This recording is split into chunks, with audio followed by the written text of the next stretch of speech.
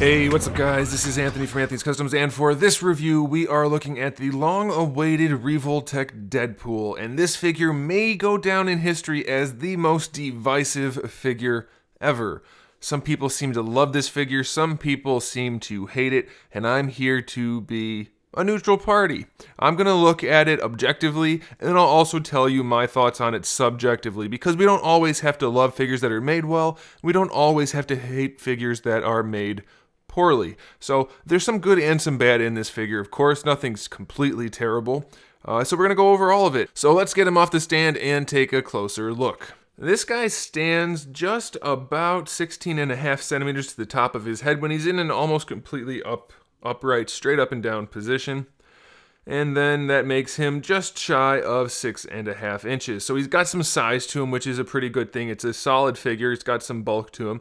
Always nice. And, you know, a lot of the import figures are fairly small. I mean, that's what they're supposed to be, so that's fine. But it's nice to have one every once in a while that stands out just a little bit, so that's a good thing. So before we get into anything else, let's just go through the accessories, get those out of the way, because that's an objective thing. There's nothing in there to talk about, really. So the first thing is we have two interchangeable heads. We have the one that's just kind of a neutral look, and then one where he's got like a frowny open mouth underneath the mask. Now with those heads, we have a bunch of interchangeable eyes, and they can all be combined in different combinations, so that's up to you how you do it, but I'm going to do them in pairs just so you have an idea of what's available. We have the two neutral eyes that come on the basic head in the package. We have the two large bulbous eyes that come on the frowny face head in the package. Then we have two sets of squinting eyes, which can be used in conjunction with the round ones or however you want to. And then we have one set of heart eyes, which would obviously be for more of a comical posing or something like that. For the hands, we have the two fist hands, two style pose hands, two thumbs up hands, and two gripping hands, which will double as gripping hands for the swords and trigger finger hands for the guns. Now, my personal preference is to have individual hands for those two things, but it is satisfactory that they are the way they are. We have two pistols, and we have two katanas, and then we have a set of katanas that go on his back. We'll talk about those in more detail as we get into the figure. And then lastly, we have a little display stand swooshy effect thing that is common with the Revoltech figures, and then we have a more traditional acrylic upright display stand for your dynamic poses. That's it for the accessories, not too bad, but you may notice that if you look at the actual figure, it appears as though he has some guns on him. You have a holster here, a holster here, a holster here, and a knife in the sheath down here on the leg. And you're probably thinking, well, this is an import figure, it costs a fair bit of money. Those must be interchangeable and or removable and used for posing. Well, you would be wrong. Those are all molded in. Very much along the lines of your cheap, lousy Marvel Legends figures where everybody complained that things were molded in to the holsters. Nobody liked that when it started happening. People have started to adjust to it now, but nobody liked it. On a $20 figure, it should not happen on a figure like this. Molded pistols inside holsters, not okay. So now let's finish off the accessories by talking about this. We have the sword scabbards that snap onto his back. They just peg on. I don't know why there are 3 holes. The directions explain it, but it's in Japanese and I can't read kanji, so I don't know what it says. I'm assuming it's just for options. That's all I can figure, because nothing else would peg in there. So we're just going to peg it into the center. And that's fine. It looks okay. It's not too bad. It's painted well, so that's a good thing. And you can remove the swords to make it look like he's unsheathed them. So you can put one sword in his hand and have this removed so it looks like he's drawn his sword. That's fine. This is a very flimsy piece though, so be careful.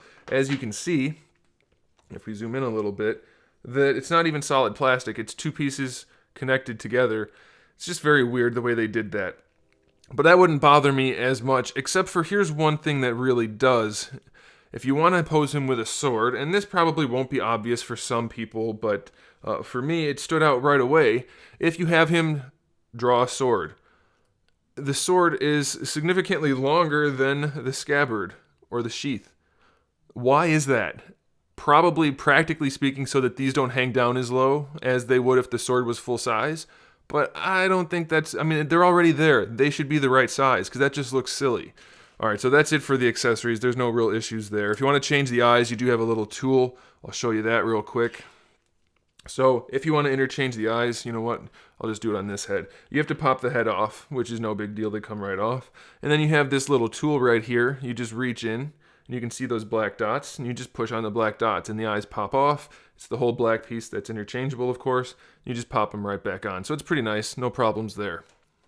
So now, let's get into the nitty-gritty, the meat and potatoes. Let's talk about all the stuff that's going to either make people happy or very, very mad, as is often the case with most action figures, but especially Deadpool figures. This figure is made by Revoltech, so it's going to be very stylized. I think we all knew that going in, so I'm not going to fault it for being stylized. It is what it's supposed to be in that regard, so you cannot be upset. That's like buying, I don't know, a small compact car and then complaining that it's a small compact car. It is what it is. So that's fine. I'm not going to complain about that. Yeah, the head's tiny and the neck's big. That's fine. That's the way it was made. We knew that ahead of time. You can't complain about that. However, you can complain about the execution, and that is where this figure really falls flat. And that is why I said on Instagram or Twitter or wherever it is that I posted that this thing is a turd and it makes the Marvel Legends figure look good. And that is because you might have noticed it just by me handling it. Half the figure is very glossy and half the figure is matte. And by half, I don't mean the black is one and the red is the other. It's all over the place. This part of the red is fairly matte, or satin at least, and then down here in the torso, it's an entirely different red, and it's glossy. The crotch is the glossy kind. This part of the arm is the glossy kind, but this part is the flat kind. The hands are somewhere in the middle. How did that happen? This is not a low-end figure based on the price point and the company making it. Yet we have this crazy combination of paints that should not be. It totally ruins the look of the figure. They did do a clean job of painting it. The silver looks nice where the browns line up. It's nice. The belt buckle is nice. No complaints like that, but there's no excuse for having some of the red saturated, some not, and then some glossy and some not. It's just, that's not okay. And then there's no paintwork on the buckles either. On all the brown straps, there's no paintwork at all, other than where they painted the handles for the molded in guns. That to me is not acceptable either. This is not, like I said, a low-end figure, yet it's being treated like one, so that's not good. Okay, so we got that out of the way. The paint job, while clean, is very not good because of how it was executed.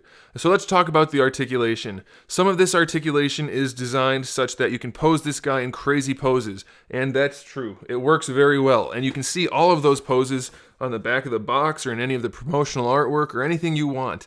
And that leads me to my next point. If you're buying this figure to take photos of it, it will be fine for you, other than the paint issues and things like that. It's going to look good in a static pose. Once you have it shot or have it lined up for a shot, it'll be fine. You'll be able to hide any of the issues you want to and focus on the things that you do want to focus on. So that's a good thing. However, if you're the type of person who doesn't really care about taking photos of their figure and you just want to pose it and have fun with it, this thing's going to drive you nuts. Some of the articulation is so incredibly questionable that I just don't know why they would go that route, other than because they didn't want to come up with another route. So you saw how bad the shoulders are probably by now on photos all over the internet. People are going nuts about these shoulders, and it does look terrible.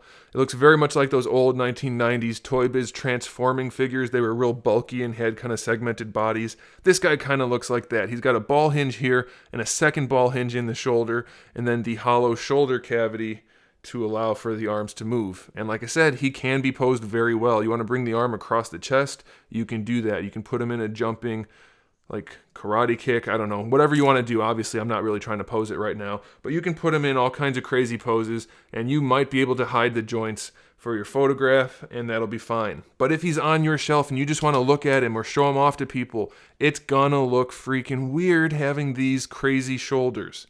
There are better ways to do it. This double ball peg or ball hinge system, it's functional only really for bringing the arms across the chest. For having the arms straight down, it dislocates the shoulder. It hangs way too low. If you bring it up like this, it goes way too high. If you bring it out into a neutral pose, it's just completely disconnected from the body. There's no good way to pose it where it doesn't look weird. If you bring it all the way back, you can kind of ignore that it's like that, but obviously that's not where you want the arm. So it's just not functional for really anything other than getting into crazy dynamic poses. They could have gone way less extreme and still had good posability and a good aesthetic. All right, so the shoulders, They're very crazy, and you're only going to really like them if you're only going to do still shots, and that's it. Now we have the head and the neck. Now this is kind of a cool feature for the head.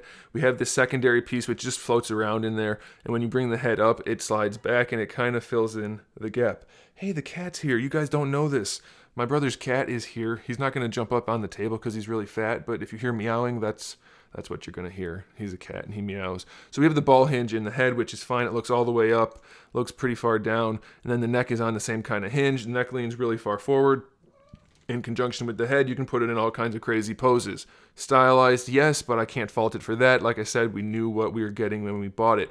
I can fault it for the fact that that little socket in there for the ball hinge is crooked. And that makes it difficult to pose the figure. Yes, you can rotate it around and whatnot, but it's going to be a problem while you're trying to pose the figure. Hi, Zeus. Zeus, do you want to go on camera? Come on. Zeus doesn't want to go on camera. So the neck's functional. You can rotate it around. You can lean it. It's fine, but it's got that crooked peg, which is just not good. And the neck is super glossy. Hopefully you guys can see that. It's just very, very glossy. Are you coming? All right. And we have a cat on camera once again. This is Zeus. His name is Zeus because he's a big monster of a cat. Hey, Zeus. Zeus, look at the camera. He's super fat, though. All right, don't eat the parts. Don't eat the parts. He eats parts. All right, stop it. This is why I don't let my cats around when I'm doing reviews. But my brother's cat knows how to sneak around, and he's here right now. So anyway, let's talk about the figure. No.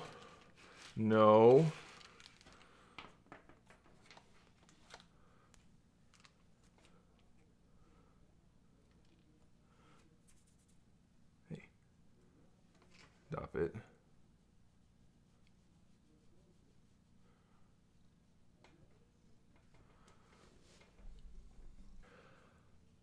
The elbows on this guy are fine functionally, except for the fact that the joints are, well, not except for the fact because it's not about function. The joints are a different color red, so they stand out. They're very much brighter than the other reds.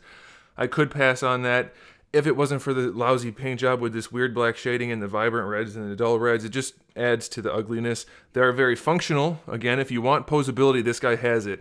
Complete 180 degree bend. It's a really ugly joint on the backside because it's completely hollow, but it's functional. So again, this guy is hyper functional, incredibly aesthetically displeasing. The wrists have a ball hinge and they have good range, so that's fine. The torso has a giant ball hinge in it. Right there, you can see that big ball hinge, and that allows it to crunch and rotate, but you can see it's also seated at an angle going into the upper torso, so it's kind of difficult to rotate him around the way you might want to. And then the lower torso is a floating piece.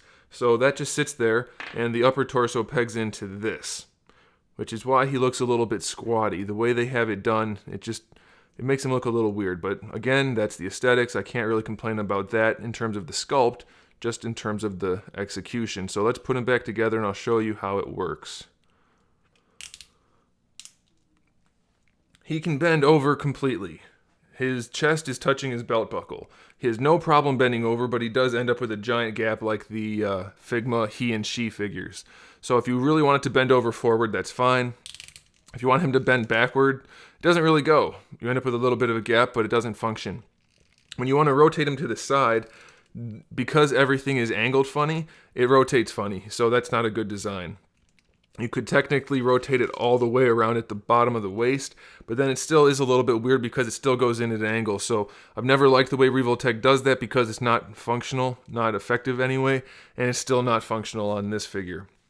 This side belt and this side belt are articulated. I have no idea why. They should have just been soft pieces connected to the belt, because when you move the legs, they don't really even get in the way anyway, just a little bit. So if they were soft, it would have been fine. They have little tiny ball hinges that don't allow them to sit properly. They end up being floaty pieces, and it's just not cool. It's not a good design, and it shouldn't be like that. The crotch is a little bit of a floaty piece, but it can't really move. We have giant ball pegs for the hips. Now, normally I would complain about that because ball pegs are like 1980s Ninja Turtle figure ball pegs, and they're not highly functional, typically speaking. his go pretty far forward. You get at least 90 degrees out of that bend, and they go all the way out to the side, so no real problems there, and you can rotate them a little bit on there, but you also have a ball peg down here where you're going to have another thigh swivel slash hinge, not hinge, but ball peg to kind of pivot the leg around, which most likely won't be super necessary, but you can do it. It does, though, showcase again how glossy the thighs are and not glossy the lower thighs are.